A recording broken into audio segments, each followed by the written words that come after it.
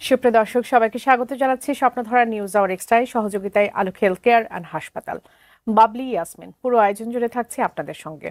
আজ আমার নির্ধারিত বিষয় চাওয়া পাওয়ার সমীকরণ ও রাজনীতি। এই বিষয়টি নিয়ে কথা বলবো। স্টুডিওতে সম্মানিত দুজন অতিথি আমার সঙ্গে উপস্থিত আছেন, পরিচয় করে দেবো তাদের সঙ্গে। আছেন ডাক্তার শেখাওয়াত হোসেন শায়াদ, সাধারণ সম্পাদক জি9। আপনাকে স্বাগত জানাচ্ছি, অনেকদিন পর আপনি এসেছেন এখানে। এবং সেই সাথে অনেকদিন পর আরো একজন মানুষ এসেছেন, আব্দুল হান্নান মাসুদ, সিনিয়র যুগ্ম মুখ্য সমন্বয়ক, জাতীয় নাগরিক পার্টি। স্বাগত জানাই এই আয়োজনে। চাওয়া পাওয়ার সমীকরণ ও রাজনীতি নিয়ে আলোচনা করতে চাই। ডাক্তার শেখাওয়াত হোসেন শায়াদ, এই যে রাজনৈতিক দলগুলোর সঙ্গে কমিশনের এখন পর্যন্ত যে বৈঠকগুলো হচ্ছে, নিশ্চয়ই সেগুলো নজরে রেখেছেন। বিশেষ 5টি বিষয়কে গুরুত্ব দিয়ে এবারের যে বৈঠকটি হচ্ছিল, প্রধানমন্ত্রীর মেয়াদ সেখানে একটি গুরুত্বপূর্ণ জায়গায় ছিল। 10 বছর প্রধানমন্ত্রী পদে থাকবেন, সেটি নিয়ে বিএনপির সঙ্গে একটা অনেকদিন ধরেই আসলে এটা আলোচনা চলছিল। একটানা 10 বছর থাকবেন নাকি গ্যাপ দিয়ে আরো একবার থাকতে পারবেন, এমন নানান বিষয় ছিল। এবার শর্ত সাপেক্ষে বিএনপি সেটিতে রাজি হয়েছে। এছাড়া এনসিসির নাম পরিবর্তনের বিষয়টিও সেখানে গুরুত্ব পেয়েছে। আপনার কাছে একটু এই বৈঠকগুলো সম্পর্কে একটু জানতে চাইবো, কেমন নজরে রাখলেন, কেমন দেখলেন? এখনো পর্যন্ত যা হয়েছে, বাংলাদেশের যে কালচার সেই হিসেবে অগ্রগতি যথেষ্ট। কারণ বাংলাদেশে এরকম আলোচনার টেবিলে ঐক্যমত্য হওয়া বা দেশকে রাজনীতির সংকট দূর করা, দেশের সংকট দূর করে, এটা খুব রেয়ার ঘটনা। এই দেশে কিন্তু এই কালচারটা এস্টাবলিশড হয় নাই দুর্ভাগ্যজনকভাবে। সাম্প্রতিক কালে এই আলোচনার মাধ্যমে রাজনৈতিক সংকট দূর করার দুইটা দিক। একটা হচ্ছে অন্তর্বর্তীকালীন সরকারের প্রধান উপদেষ্টা ডক্টর মোহাম্মদ ইউনূসের সঙ্গে লন্ডনে বিএনপি অ্যাক্টিং চেয়ারপারসন তারেক রহমানের যে বৈঠক, তার মাধ্যমে দেশের রাজনীতি নির্বাচন নিয়ে টান একটা উত্তেজনা, উৎকণ্ঠা এবং যে সংকট ঘনীভূত হচ্ছে, সেটা একটা স্বস্তি এসছে। সেটার পরিবর্তে ফেব্রুয়ারিতে ইলেকশনের একটা ধারণা, যদিও সেই ফেব্রুয়ারি ইলেকশনের আগে পূর্ব শর্ত হিসেবে সেখানে এরকম ধারণাও ছিল যে বিচার এবং সংস্কারে যথেষ্ট অগ্রগতি সাপেক্ষে। ফলে এটা একটা সব পক্ষের একটা উইন উইন আলোচনা হয়েছে আমার মনে হয়। সেই দিক থেকে এইটা একটা স্বস্তি দিয়েছে দেশবাসীকে। আর একটা হচ্ছে এই যে সংস্কার নিয়ে যে আলোচনাটা হচ্ছে, যদিও কারো কারো খুব উৎকণ্ঠা এবং অভিযোগ যে আলোচনার কোনো সমাধান হচ্ছে না, কোনো একমত হচ্ছে না, কিন্তু আমি অনেক অগ্রগতি দেখি এই জন্য যে ইতিমধ্যে 70 অনুচ্ছেদ নিয়ে কিন্তু মোটামুটি একটা সমঝোতায় সবাই এসে গেছে যে 70 অনুচ্ছেদ আগে যেটা ছিল সেটা কি চেঞ্জ হবে, এটা একটা মোটামুটি সব পক্ষ একমত হয়েছে। প্রধানমন্ত্রীর ক্ষমতার ভারসাম্য, রাষ্ট্রপতির নির্বাচন, এইসব নিয়েও কিন্তু প্রায় কাছাকাছি চলে আসছে। রাষ্ট্রপতি নির্বাচন নিয়ে যে প্রত্যক্ষ ভোটে, মানে এমপি যারা নির্বাচিত হবেন তাদের গোপন ভোটের মাধ্যমে এইরকম প্রস্তাব কিন্তু বিএনপির তরফ থেকেও আছে বা আরো অনেক দলের তরফ থেকে আছে। কেউ কেউ আবার আরো নানাবিধ প্রস্তাব দিয়েছেন। কিন্তু আগে যেভাবে হতো যে প্রধানমন্ত্রীকে পাঠিয়ে সালাম করলেই রাষ্ট্রপতি হয়ে যাওয়া যেত, সেইখান থেকে তো বিশাল এক অগ্রগতি এটা। এখন এখানে ভিন্নতা থাকবে মতামতের চাওয়ার, সেই ক্ষেত্রে এটাও একটা অগ্রগতি। আর একটা হচ্ছে যে প্রধানমন্ত্রীর মেয়াদ নিয়ে এটা আমার মনে হয় বিএনপির এটা একটা ইগোরও বিষয় থাকতে পারে, আমি জানি না ঠিক। কারণ তারা যে 31 দফা দিয়েছে, বাংলাদেশে লিখিতভাবে রাজনৈতিক শক্তিগুলোর মধ্যে প্রথম কিন্তু বিএনপি বই প্রকাশ করে, আলোচনা সভা করে, ব্যাপক প্রচার করে এই সংস্কারের প্রস্তাবনাটা নিয়ে আসে। প্রথম ভিশন 2030 দিয়ে, তারপরে আবার এই যে আপনার 2023 সাল থেকে 31 দফা দিয়ে।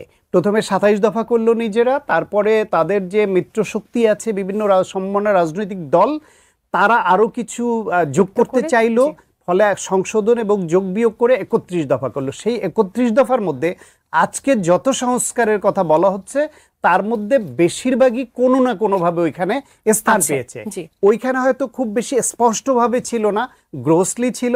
এখন আলোচনা করে সেটা স্পষ্ট করা হচ্ছে। ওই জায়গায় প্রধানমন্ত্রীর মেয়াদ নিয়ে তারাই প্রথম বলেছে যে পরপর 2 বার এবং একবার গ্যাপ দিয়ে আরো একবার।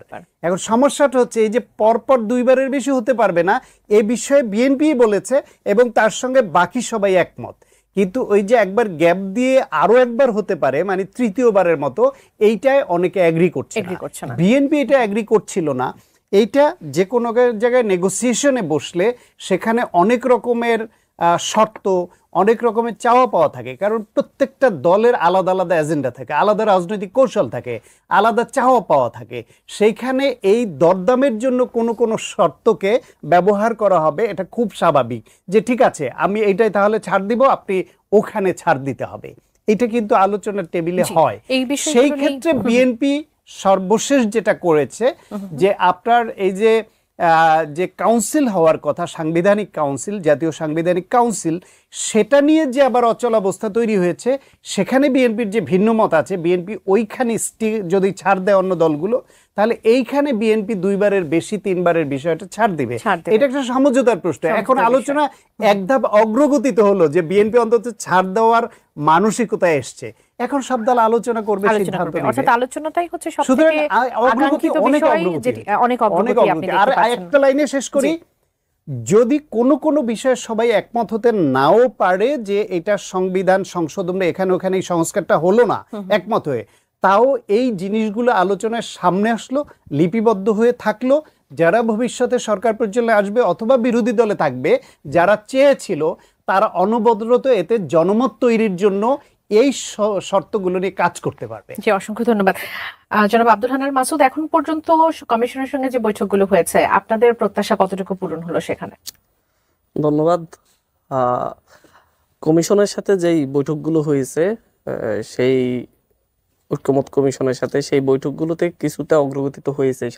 শান্ত ভাই যেটা বলেছেন, প্রথম দিক থেকে একটা অচল অবস্থা তৈরি হয়েছে কয়েকটা বিষয় নিয়ে, সেখান থেকে আজকে বলতে গেলে বিএনপি এক ঢিলে 2 পাখি মারার চেষ্টা করেছে আর কি। সেটা কি রকম? আপনার যেমন ধর হচ্ছে সবচাইতে বাংলাদেশে আমরা বলছি যে হচ্ছে সংস্কার প্রয়োজন। আপনি দেখবেন যে অনেক আপনাদের নিউজ মিডিয়াতে দেখছি যে মানে বড় ধরনের কোনো সংস্কারের ক্ষেত্রে বিএনপি রাজি হচ্ছিল না। বড় ধরনের সংস্কারগুলোর মধ্যে আমরা সবচাইতে বেশি যেগুলো মনে করি যে বাংলাদেশের ক্রাইসিসের জায়গাগুলো যেটা তৈরি করেছে স্বাধীনতার পর থেকে, সেই ক্রাইসিসের জায়গাগুলো হচ্ছে আপনার নির্বাচন কমিশন, মানবাধিকার কমিশন, দুর্নীতি দমন কমিশন, বিচার বিভাগ। এই জায়গাগুলোই মেইনলি হচ্ছে বাংলাদেশে বারবার যতগুলো ন্যাশনাল ক্রাইসিস তৈরি হয়েছে, প্রত্যেকটা ক্রাইসিসের গোড়া মূলে ছিল হচ্ছে এই জায়গাগুলো।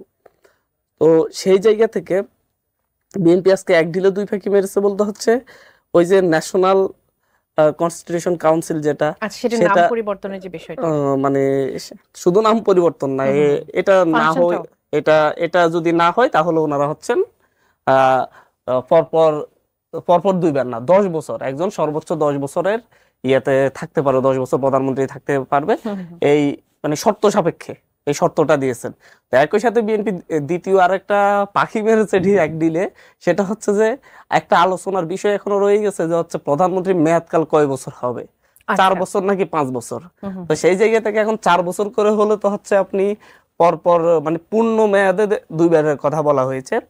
ওনারা বলছেন পূর্ণ মেয়াদে 2বারের বেশি কেউ থাকতে পারবে না, মানে 10 বছর পর্যন্ত 10 বছরের বেশি কেউ থাকতে পারবে। আপনি এখানে চাইলেই যে 2বার হলে 3য়বার আবার হতে পারতেছে, 4 বছর করে যদি হচ্ছে প্রধানমন্ত্রী মেয়াদ হয়, যদি সেই ক্ষেত্রে আরো 2 বছর হচ্ছে। আবার যদি হচ্ছে আপনি যদি 3 বছর করে একবার 4 বছর পর আবার 3 বছর থেকে 1 বছরের জন্য ছেড়ে দিয়ে আবার এসে আবার 3 বছর থাকতে পারতেছেন, মানে হচ্ছে একটা গোজামিলের জায়গা কিন্তু রেখে দিয়েছে। আপনি এই জায়গায় আলোচনার বিষয়ে এখন 10 বছরের বেশি বা পূর্ণ মেয়াদে 2বার, যদি 5 বছর করে হয় তাহলে পূর্ণ মেয়াদে 2বার বলছে, 10 বছরের বেশি কেউ থাকতে পারবে না। তাহলে আপনি এখানে আলোচনার জায়গায় বার্গেনিংয়ের জায়গা আরো 2টা তৈরি করে রেখেছেন, শর্ত দিয়েছেন যে এনসিসির উপর যদি অন্য দলগুলো শক্তিশালী অবস্থানে থাকে তাহলে আমি এটাতে রাজি হব না। আবার হচ্ছে যদি 4 বছর করে হবে না 5 বছর করে হবে ইয়ার মেয়াদ, প্রধানমন্ত্রী মেয়াদ, সেটা নিয়েও এখন একটা বড় বার্গেনিংয়ের জায়গা তৈরি হয়েছে।